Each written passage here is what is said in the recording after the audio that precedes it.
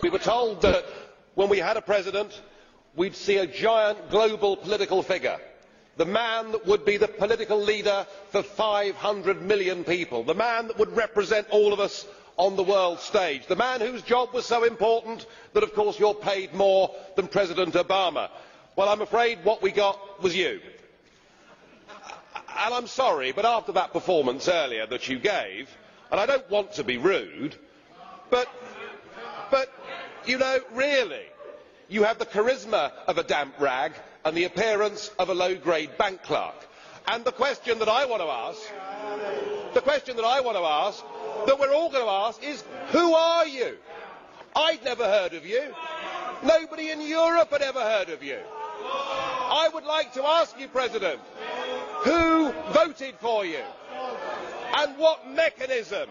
Oh, I know democracy is not popular with you lot. And what mechanism do the peoples of Europe have to remove you? Is this European democracy? Well, I sense though that you're competent and capable and dangerous, and I have no doubt that it's your intention to be the quiet assassin of European democracy and of the European nation states.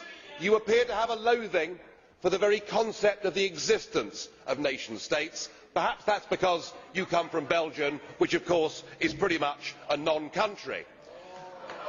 But since you took over, we've seen Greece reduced to nothing more than a protectorate. Sir, you have no legitimacy in this job at all, and I can say with confidence that I can speak on behalf of the majority of the British people in saying we don't know you, we don't want you, and the sooner you're put out to grass, the better. Well, as you said, Mr. President, you wouldn't like to be rude, and I prefer to go ahead with this statement. I'm very disappointed with you, President Buzek. It is not acceptable that in this Parliament a group chairman not only criticises the President of the Council, but calls him a wet rag.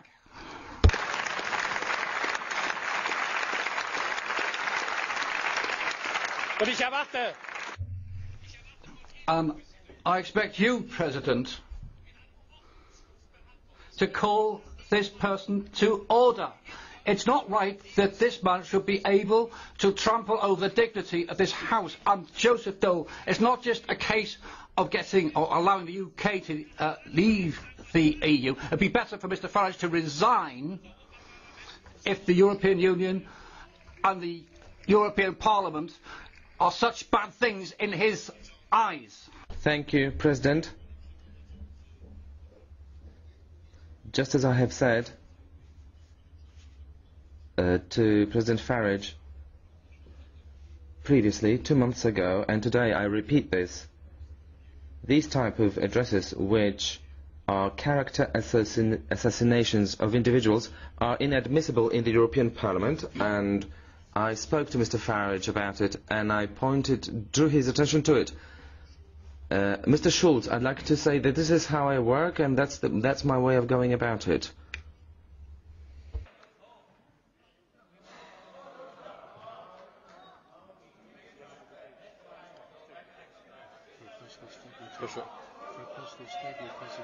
Is it personal statement? Bardzo proszę. The floor is yours. You may not like what I say, but just consider your behaviour. You, after the Irish people in a referendum voted no, said that our group had opened, by supporting the no vote, that we'd opened the door to fascism. You said that we had behaved as a group in the Parliament like Hitler and the Nazis in the Reichstag. We've been called by Danny Cohn-Bendit mentally weak. You know, it has to be, it can't be one way. It is not personal statement. Mr. President Farage, it is not personal statement. I am very sorry, it was not personal statement. We must keep order and all the regulations of our Parliament.